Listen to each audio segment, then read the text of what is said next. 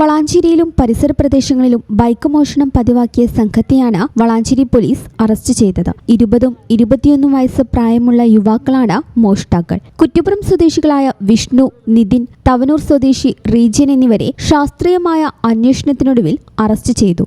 July 5 പുലർച്ചെ 2 മണിയോടെ കുളമംഗലം ലീമാട്ടിന് മുൻവശത്ത് നിർത്തിയിട്ടിരുന്ന യമഹ R15 ബൈക്കാണ് സംഘം ആദ്യം കവർന്നത്. ബൈക്ക് തൊട്ടടുത്ത ദിവസം പട്ടാമ്പിയിൽ ഉപേക്ഷിക്കപ്പെട്ട നിലയിൽ കണ്ടെത്തുകയും ചെയ്തു. തുടർന്ന് ജൂലൈ 12 വൈകിട്ട് AKE സോളാർ കമ്പനിയുടെ പാർക്കിംഗ് ഏരിയയിൽ നിർത്തിയിട്ടിരുന്ന ഹീറോ ഹോണ്ട പാഷൻ പ്ലസ് ബൈക്കും മോഷ്ടിക്കപ്പെട്ടു. 2 മോഷണങ്ങളുടെയും CCTV ദൃശ്യങ്ങൾ പുറത്തുവന്നിരുന്നു.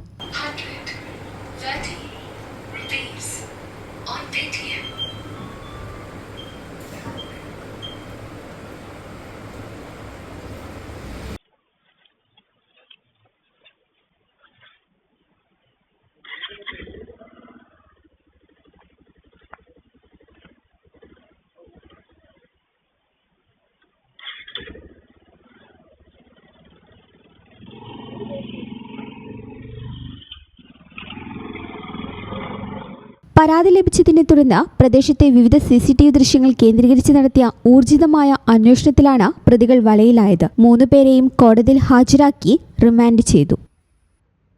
ഈ ചാനൽ ന്യൂസ് വളാഞ്ചേരി.